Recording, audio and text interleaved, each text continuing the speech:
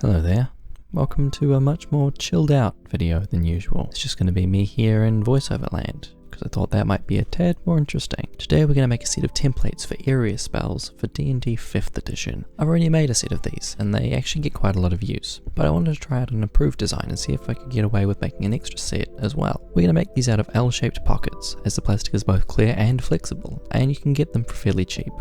Although technically the permanent marker we're going to use could eventually rub off over time if you're not super careful with it. I used to be able to find these A3 sized ones, but I can't find them anymore, so I'll be using some A4 ones where I can, so I can hold on to the big ones if I need them later. For the set of sizes that I'm making, I'm going to need 3 of both A3 and A4 sizes. The set of templates we're going to be making are for 10 feet, 15 feet, 20 feet, 30 feet, a 60-foot cone of cold, and a ruler which ended up being about 90 feet long at the 1-inch scale that we play at. Next up was to convert everything over to centimeters, because that's how I thought that I would have to work for this one. I actually wrote the sizes that I would be making down on the actual sheets that I would be cutting them out of, so I wouldn't get confused or miss one or anything like that. Finally, all I'm going to need here is a ruler, this framing square, as well as a permanent marker and a pair of scissors, and I've also got my isopropyl alcohol at the ready in case I mess up, which I do multiple times. I actually used the framing square more than the ruler,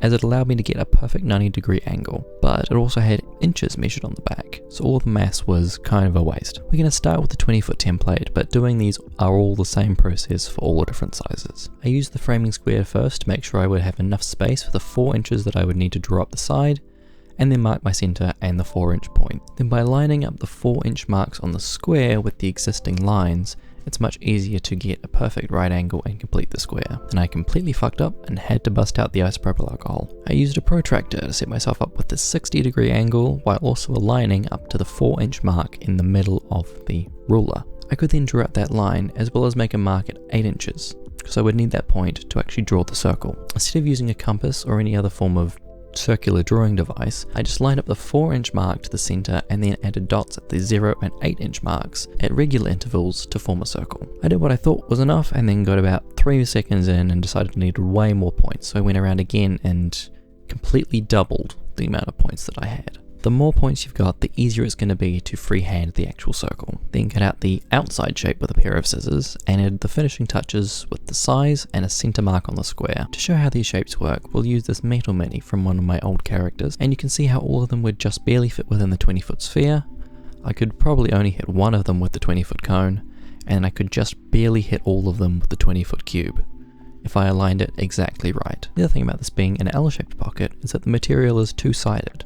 And there's another blank template that I've already cut out. I lined them back up using the corner of the cube, and then marked on the blank template all the internal lines that I would need to replicate the first one. And from there, it was a matter of just doing exactly the same thing with the 10, 15, and 30-foot sizes. I also did the cone of cold, which is a 60-foot cone, exactly the same way as the circle, but instead just for the 60 degrees that I would actually need. And just like that, they're done. I finished the set that wasn't already outlined, just using a piece of paper so that I wouldn't hit the table, and I cared more about the inside edge looking nice than getting anything on the piece of paper. I also made this ruler, which was as easy as measuring an inch-wide strip along the diagonal of the A3 sheet, and then marking every 2 inches as 10 feet. It ended up being 90 feet long, or 18 inches. And look at them all done. That's a full set right there.